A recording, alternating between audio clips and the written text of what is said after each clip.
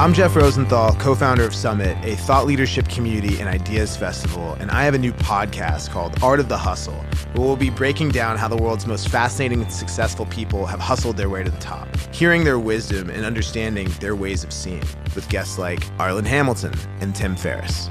New episodes drop every Wednesday, so subscribe now on Apple Podcasts or listen on the iHeartRadio app or anywhere else you find podcasts.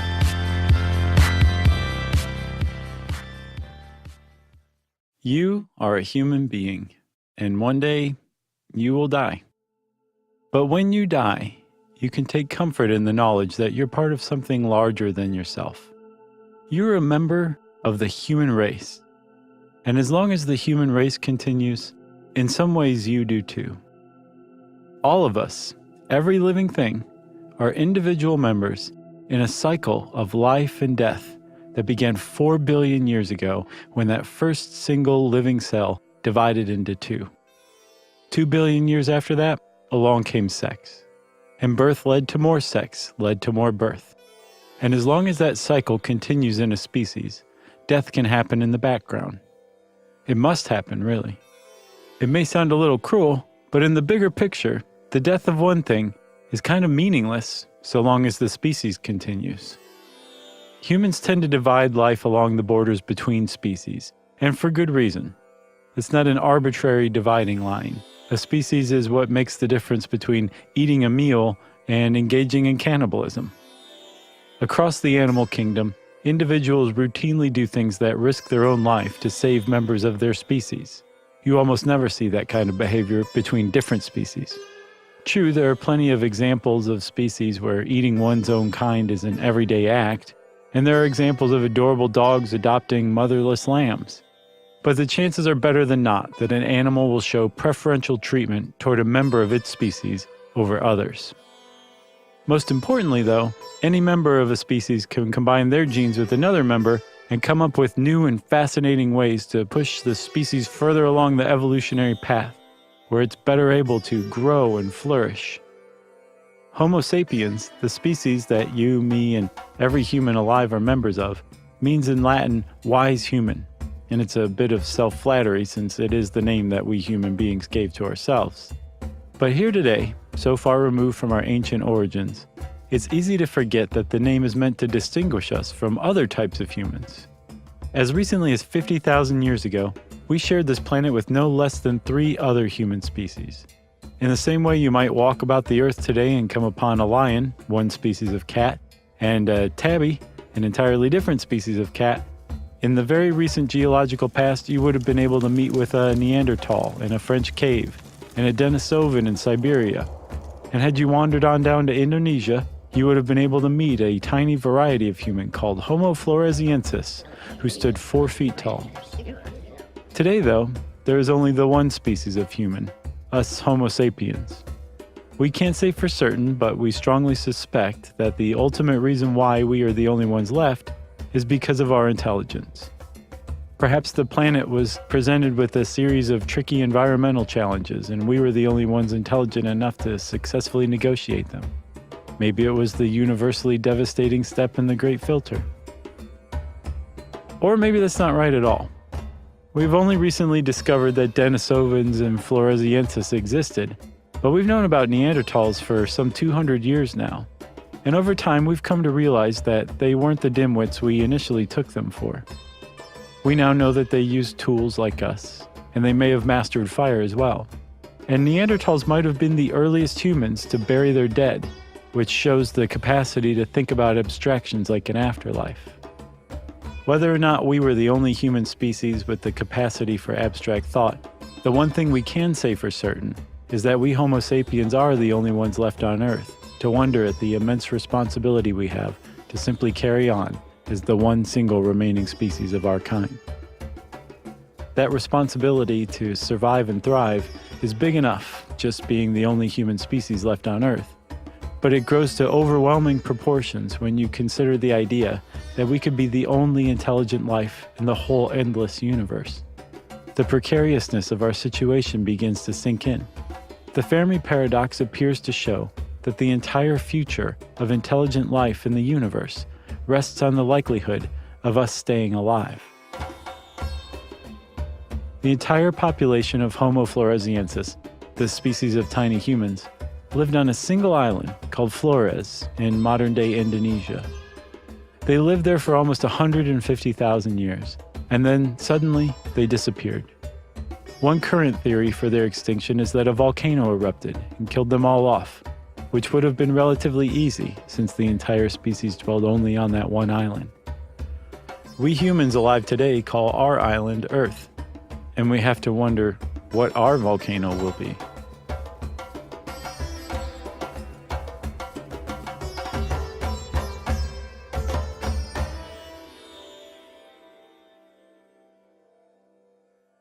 Right now, there are about 7.5 billion of us humans alive.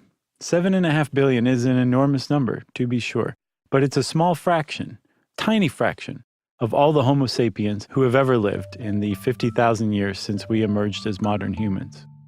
Early on, and continuing for most of our species' history, we had an extremely short average life expectancy, somewhere around 10 to 12 years. That doesn't mean that the average person died at age 11. It means that if you take all the people who lived into old age and all the children who died in infancy or at birth, so many people died young that the average age of death was dragged down all the way into the tweens. Plenty of people lived into what we would consider old age. It's just that many, many more didn't survive childhood. And this is how it was for most of human history. That extremely high childhood mortality rate was eventually overcome through the use of our clever sapiens' brains. We figured out things like germ theory and anatomy and nutrition, and all of them converged to create a world that a child could be born into where they had a very good chance of surviving into adulthood. We humans used our brains to help our species be better able to survive. And as a result, our population began to boom. Around 2,000 years ago, there were probably 300 million people alive on Earth. About 350 years ago, the human population had grown to 500 million. 30 years from now, we will hit the 10 billion mark. So in just 350 years, we will have grown by 9,500,000,000 people. All told, you can count yourself as one of the 108 billion modern humans who have ever lived. An astronomical number, to be sure, but the number of humans who have ever lived, as immense as it is a drop in the bucket of the number of humans who haven't lived yet. This is philosopher Toby Ord. Our species, Homo sapiens, is about 200,000 years old. So that's about 2,000 centuries that we've been around. If we could survive that long again, we'd see 2,000 centuries of civilization. That's about 20 times longer than civilization's been around so far, with just wondrous things being created throughout that whole time that we can barely imagine. And that's even with relatively little in the way of fancy science fiction technological progress that we might imagine. Remember back when we talked about the possibility that we don't see alien life in the universe because they opted to stay home instead? Let's say that we humans have that same type of homebodiness in our far future, sticking around on Earth rather than spreading out into the rest of the galaxy. So Earth remains the only planet where you can find a human population. And let's say that over the course of 1 billion years, our population gradually lowers and stabilizes at 1 billion people alive on the planet at any given time. And if our lifespans stick around where it is today, then by 1 billion years from now, an additional 10 to the 16th power humans will have been born. That's 10 with 15 zeros after it. 10 quadrillion. 1,000,000 trillion future human lives. 108 billion doesn't seem quite so big now. That 10 quadrillion number is a low-end estimate. If we do nothing but continue to plod along as a species for the next billion years, we could expect to reach it. But we might also increase the number of future human lives dramatically if we humans innovate as a species. One of the ways that most futurists expect we will innovate is by leaving our bodies behind and entering into a digital world, becoming what's called a post-biological species. Imagine that we learn how to free the human mind from its bonds to the neurons and dendrites and axons that make up the functioning human brain. No real reason that the human mind should require cells to think and to experience. What if the human brain is just one of many ways to produce what we call consciousness? What if there are other ways that could produce the same thoughts, the same experiences, but with hardware instead of squishy, soft, extremely fragile material we call the brain?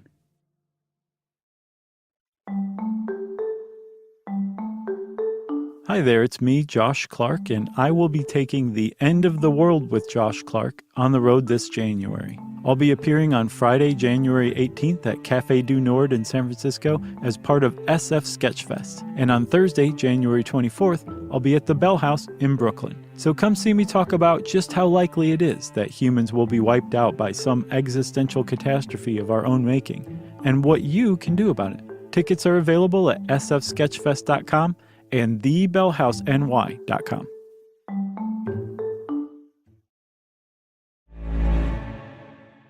To understand how we could create consciousness inside a machine rather than a human brain, you should know a little bit about the hard problem first. Back in 1996, the philosopher of the mind David Chalmers published a paper where he divided our attempts to understand consciousness into the hard problem and the easy problem. The easy problem of consciousness is how it arises. How, for example, light can enter the eye and be carried along as an electrical impulse to the brain, where it's analyzed and sorted into the image of a houseplant. We generally understand how the various parts involved in this process work. We pretty much understand how the sights and sounds of the external world are perceived by us. There's no mystery to it. So although we haven't worked out every last detail of how consciousness arises from our brains, in Chalmers' view, we were well enough along that we basically had the easy problem licked already by the time he wrote his essay. The hard problem is how we subjectively experience those sights and sounds, how all of those experiences moment to moment combine and create what we think of as the experience of being human. Why is it that rather than simply observing the houseplant and deeming it neither a threat nor food and simply disregard it, instead, you might be reminded of your dear sweet mother who loved houseplants. And maybe you'll also think about how perhaps a houseplant might brighten up your own apartment and maybe put you in a better mood because you've been a little bit down lately. In other words, why should we experience the inner life that we think of as ourselves? More to the point, where does this conscious experience come from? We can point to the language processing parts of the brain to show how we humans understand what the other person is saying when someone tells us they love us. But we can't point to the part of the brain that creates the incredibly rich experience those words can arouse in us. That is the hard problem of consciousness. To some people, we will never figure out the answer to the hard problem. Human conscious experience is too ethereal to ever understand. To those on the other side, we've already solved the hard problem. It's the same answer as the easy problem. All of those neurons and dendrites and axons that are responsible for communicating and sorting and storing the sensory input in our brains are also the same parts that are responsible for creating our conscious experience. We just haven't figured out how they do it quite yet. If that's true, and the hard problem really isn't a hard problem at all, there's a big implication in there. If consciousness is just an emergent property of neural complexity, like how tens of thousands of individual bees form a hive mind that is larger than the sum of its parts, then we should be able to simulate consciousness by simulating neural complexity. Maybe not today, maybe not anytime soon, but the point is it would be theoretically possible. And given enough time and technological development, it's a pretty safe bet that we will figure out how to do it. If there is an organizing principle of life that takes hold once molecules begin to take an organic form, then perhaps the biological form is just one phase of evolution. Perhaps post-biology is just another stage. If or when we become capable of uploading human minds onto computers, the number of future human lives will increase exponentially. And those lives can be expected to be exponentially better than the average life of those of us alive today. If we are the only intelligent life in the universe, then that means that should we become capable of spreading out in our galaxy, and then eventually throughout the rest of the universe, it will all be there for our taking. The farther out we look in more detail, and the more clearly we see there's nothing at all alive anywhere in the universe, then it says we are really quite special. Not only that we are special for having, created cars and televisions, we are just special for being on a planet that has life at all.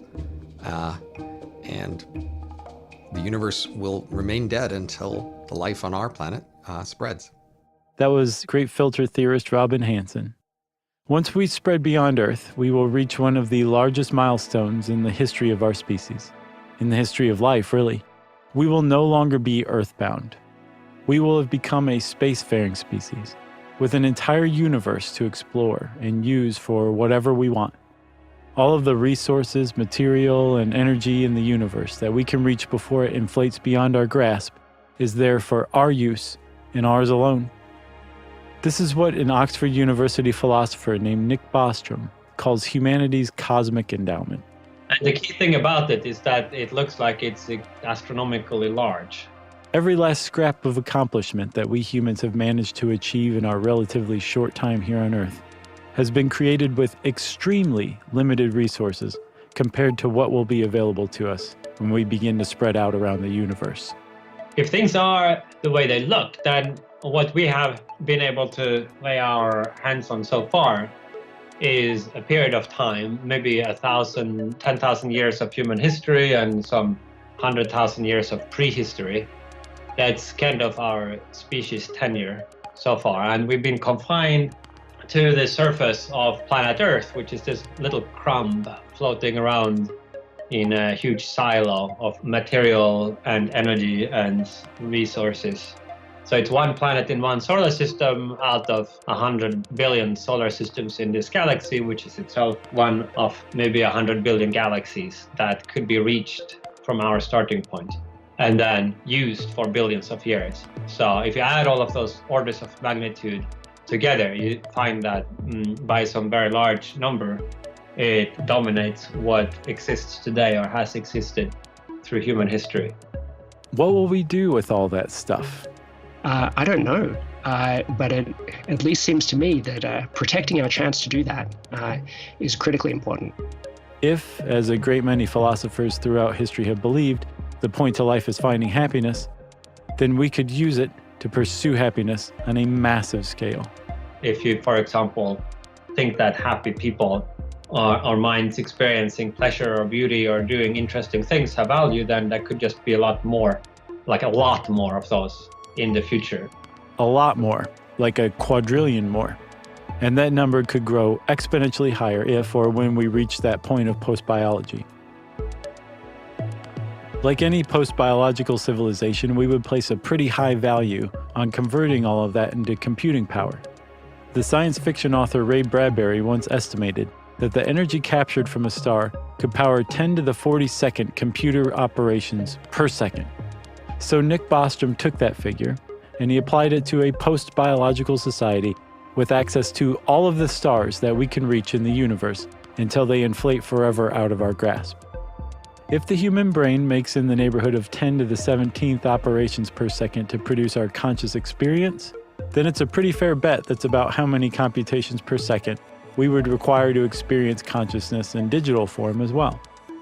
So considering those numbers, and more, Bostrom included some other complex astronomical figures as well, he arrived at the low-end estimate, the low end, of 10 to the 52nd power future human lives waiting to be lived.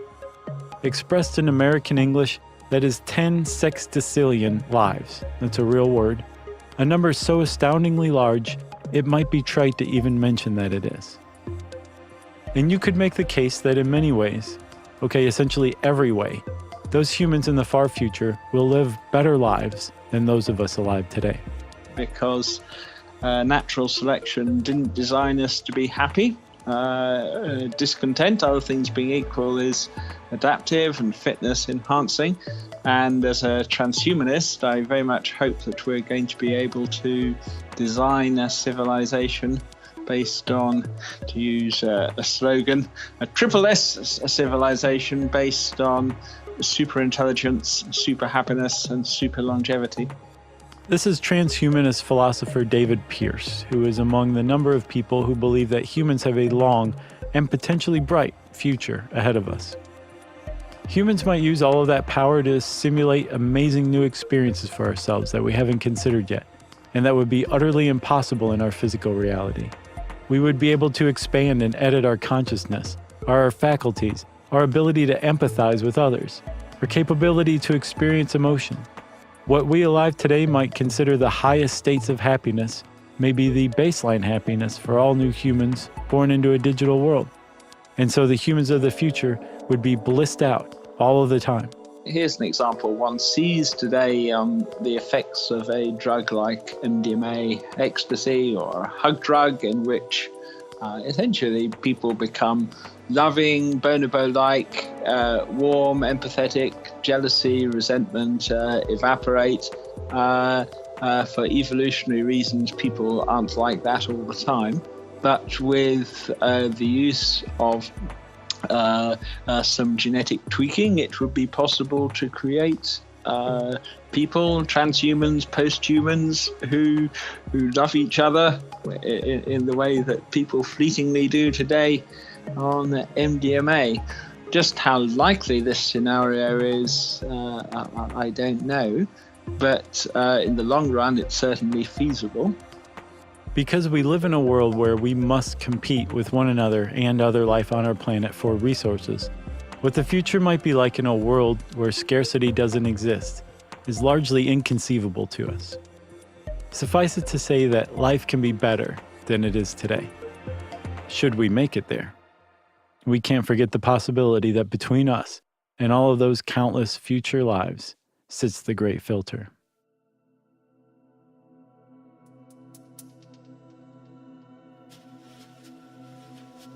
Back in the summer of 1976, a space probe launched by NASA called Viking 1 flew over Mars. It photographed the planet's surface for the first time in human history. And prior to landing on July 20th, Viking 1 flew over the Cydonia region, a bumpy transition zone between the planet's cratered north and the flat plains of the south. And within those images that it sent back to its controllers at the Jet Propulsion Lab on Earth was a particularly striking one. It showed what looked to be a massive stone face wearing a ceremonial headdress. It looked a lot like an ancient monument on the surface of Mars is what it looked like. It became one of the more famous images in the world, the face on Mars, and it stirred the imagination of earthbound humans about a potential Martian past where a great civilization once lived and thrived. But when the Mars Global Surveyor flew over the site in 1998 with a far better camera than the Viking 1 had on board, it was clear the face on Mars was just another mesa, shaped not by ancient Martian hands, but by Martian wind and erosion. But what if that 1998 image had confirmed the wildest speculations, and we had mounted an expedition to Mars to investigate? The governments of Canada, Japan, and the United States, the three countries leading the International Mars expedition, received a bundle of dispatches from the astronauts investigating the Mars anomaly today. Newly discovered structures that appear to be ceremonial halls and temples, built from a yet unidentified metal, further confirm the one-time presence of an advanced civilization on the Red Planet. President Clinton was in New York today to meet with other... News like this would not bode well for those of us living here on Earth. As Nick Bostrom points out in an article that ran in Technology Review in 2008, if we were to find evidence of other intelligent life elsewhere in the universe, it would strongly suggest that the Great Filter lies waiting ahead of us. News like that would tell us that it's not so tough after all to get past all the steps that led to us. Other life managed it too. We would learn that we are not special and unique, and so the likelihood would be that the Great Filter is not somewhere in our past, which means that it must be somewhere in our future. Everything we've ever imagined that could go wrong is a candidate for a future filter. So, take out all of your favorite disaster stories and fears and add them all up, and it might be in there. It might be something we haven't imagined. If it is the case that the Great Filter is in our future, then the reason that there is no intelligent life in the universe other than us is because none of those who came before us were able to make it through the step that lies ahead. The more you learn about the kind of risks we humans are beginning to take on, the kind that make up the worst of those disaster scenarios Robin Hanson mentioned, the more convincing the idea that we are now entering the Great Filter becomes.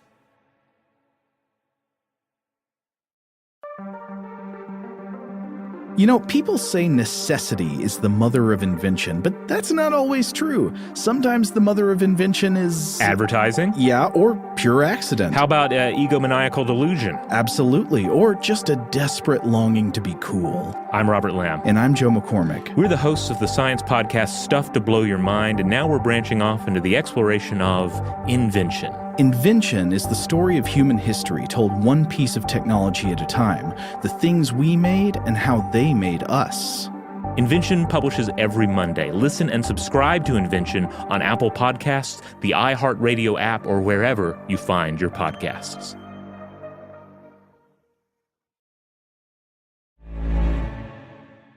It's probably about here that you should meet Nick Bostrom.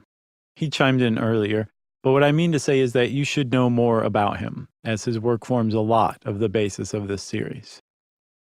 In Oxford, England, there is a university, among the world's oldest, where people have been teaching since at least 1096, nearly 1,000 years. And housed in a 3-story tan brick administration building called Littlegate House is the Future of Humanity Institute.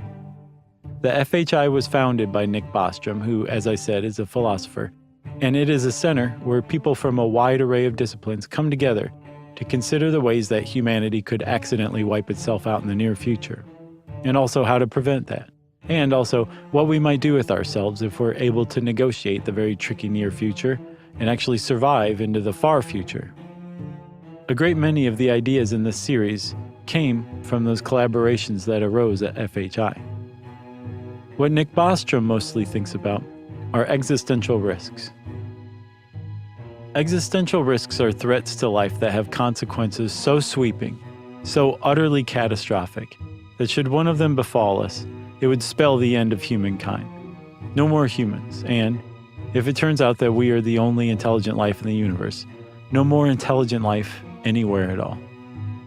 What makes existential threats so dangerous, in addition to the catastrophe they bring, is that they are unlike any other type of risk we're used to encountering. With virtually every other type of threat posed to humans, we can reasonably expect that enough of us will be left alive to continue our species should one befall us. Take a disastrous change in climate, for example. Imagine that a couple of decades from now, we humans are caught totally off guard by a sudden shift in the global climate, far more pronounced and abrupt than the warning signs we're currently experiencing. A rapid rise in sea levels drowns coastal towns around the world, sending huge populations of people inland, which puts an enormous strain on the cities that absorb them. At the same time, massive droughts and floods break out in virtually every food-producing region of the world. The ecological collapse leads to social collapse. Food supplies dwindle, water supplies become salty, an untold number of people begin to die, more than ever have in human history. Even more are killed in wars that break out over the precious resources that remain. In just a handful of decades, the entire human race is reduced from 10 billion to just 100 million people, living in scattered settlements across the globe. As categorically awful as such an experience would be, it would not spell the end of humans. Even with just 1% of the population left alive, we could reasonably expect that 100 million people living across the world would be enough to carry the human race along, and eventually to rebuild. To be sure, we would be set back substantially. All of the progress that we had made as a global civilization would be pushed back thousands of years, almost to square one. Almost. There's a substantial difference between the perhaps fateful series of events that led to the discovery of something like smelting iron and carbon into steel, and having people who remember learning that if you add carbon to iron, you can make steel. Or that there's such a thing as coffee. Or that you can make wine from grapes. And if you spin a magnet inside a spool of copper wire, you can generate an electrical current. And if you pass steam through a turbine, you can use it to spin that magnet, so you don't have to stand there and do it yourself. The memories of all the ideas and discoveries that accumulated to make up the general knowledge base of the average human walking around on Earth would remain, and would provide an enormous advantage for those left to rebuild compared to those who built in the first place. Consider that it was perhaps only 10,000 years ago that we began organizing ourselves into complex societies for the first time. Those early settlements and cities, like Catalhuyuk in Turkey and Mesopotamia in Iraq, that served as the earliest attempts at communal living, agriculture, government, law, trade, and everything else that forms the basis of modern civilization, are only about 10,000 years old. So even being set back to the beginning, even with 99% of humanity suddenly dead, we could reasonably expect that people could get back to roughly the point where we're at today within about 10 millennia, which sounds like a long time, but remember, we're talking about time on geological and cosmological scales. 10,000 years is a blink. Throughout our history, we humans have survived plagues, floods, droughts, supervolcano eruptions, just about anything Earth could throw at us. And we've always had enough of us left after a catastrophe to continue on, for forward momentum to slow sometimes, but never to halt entirely. And those eons of experience of disaster and recovery form the basis of how we learn from the world, a process you may know as trial and error. Imagine that you're a chemist working on a new explosive. As is customary, you keep detailed notes as you go along. And then one day, you're in the lab when, boom, you blow yourself up. You are in a great many pieces, but your notes are intact. And so other chemists can come along, consult your notes, find where you went wrong, and then try again with a slightly different formula. Now, this process can continue indefinitely, as long as it takes until we master this new explosive, so long as there are chemists who take good notes, who are willing to risk blowing themselves up, and are never all in the same lab at once. This process of trial and error is so glaringly obvious that it seems not even worth spelling out. But it is, because the process of trial and error is how we've gained virtually all of human knowledge about the world to this point. And understandably so, because it works. But trial and error doesn't work with existential risks. When it comes to other risks, humanity is very good actually at learning from trial and error.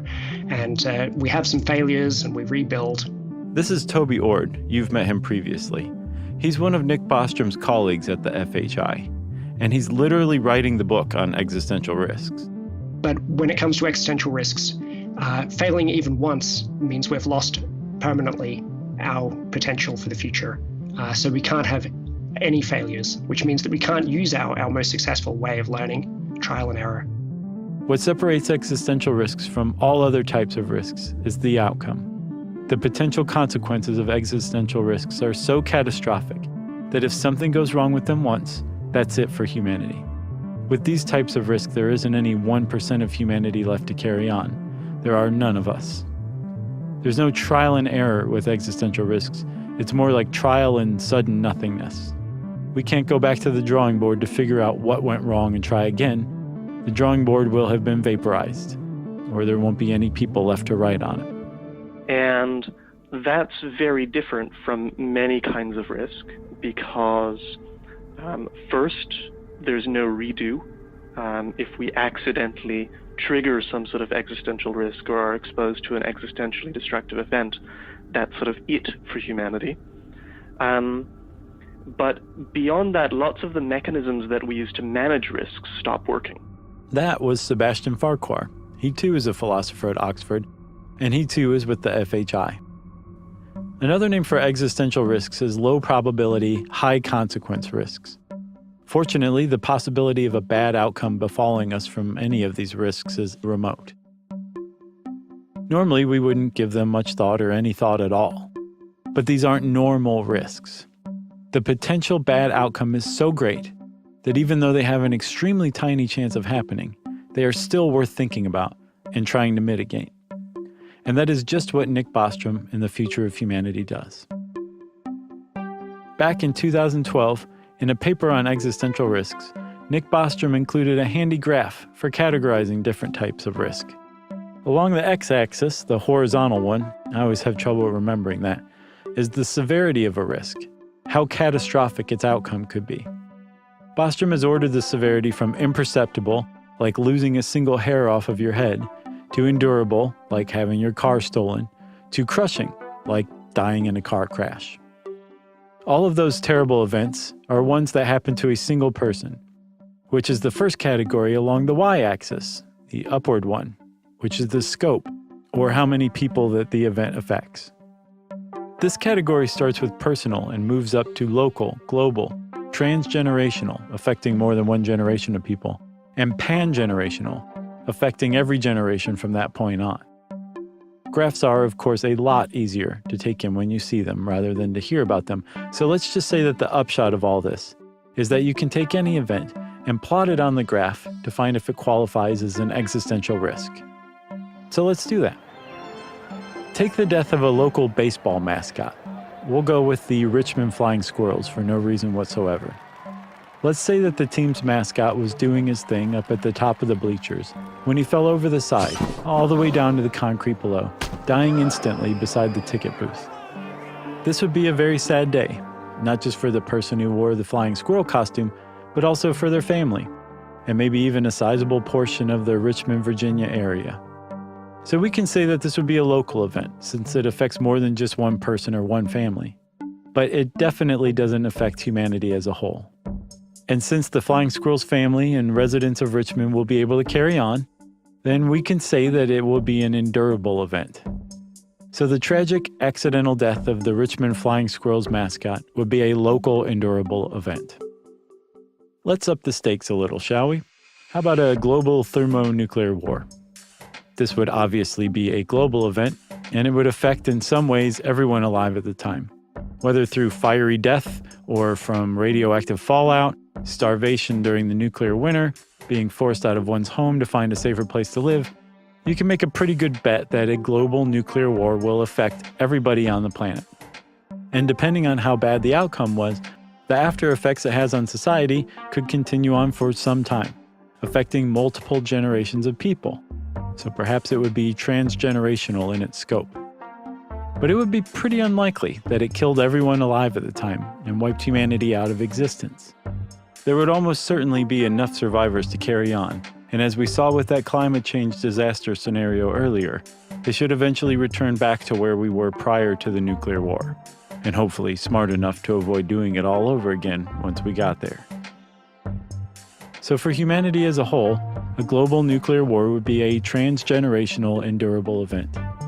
But if you follow the scale, this handy graph, up and to the right, you will find the point where existential risks live.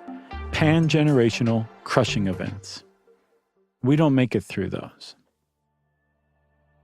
But those are exactly what's coming down the pike. Right now, we are creating new technology that poses risks to humankind in a form we've never encountered before. A kind that dwarf global nuclear war and climate change. And we are wholly unprepared for them. My hope is that this series, in some small way, will make us aware that we need to prepare, that there is a safe path through the coming treacherousness. But we have to plan for it now. If we can make it through the process of mastering the new technology that will define our world, artificial intelligence, advances in biotechnology and particle physics, nanotechnology, we may secure a very bright and very long history for humanity, reaching long into the far future and spreading across the universe. Technology that poses an existential risk to us now is the very same that can prevent existential risks from befalling us once we've mastered them, a point called technological maturity. We're entering the most precarious period now, the point between where those unprecedentedly dangerous technologies come into existence and where we have them fully under control. Any time between those 2 points, one single slip-up, one single lab accident caused by one single person, one single failure to plan, one single oversight, could bring about the sudden, rapid demise of humankind forever. Turning our back on our destiny won't help us. The die is already cast. Some self-imposed return to the Dark Ages won't reverse our momentum into the Great Filter. That we will go through it has become inevitable. Even during the actual Dark Ages, that period of modern human history where we supposedly stopped progressing intellectually, was filled with pockets of people and entire cultures around the world still discovering, still innovating. And so it would be as well if we all foolishly banded together to try to halt the progress of science for fear of the risks it poses. We are not equipped to prevent science, and we would not want to even if we could. It is science that will expose us to these risks, but it is also science that will free us from them forever on the other side. And it's not just us who we have to carry on for. It's the entire future of the human race. We're carrying all of those 10 to the who knows what power future humans on our shoulders. As we walk this tightrope over ruination, the way to ensure our survival is not to concentrate on what's ahead, but instead to look down, to plumb the void below. The only chance we have of navigating existential risks is to understand them. On the next episode of The End of the World with Josh Clark. The sun will basically fill up our entire sky. You look out the window, it'll just be a big, seething mess of star. We've lived with natural existential risks since the dawn of humanity. When bad things happen to Earth, they happen to us as well. And that will be so as long as we remain an earthbound species.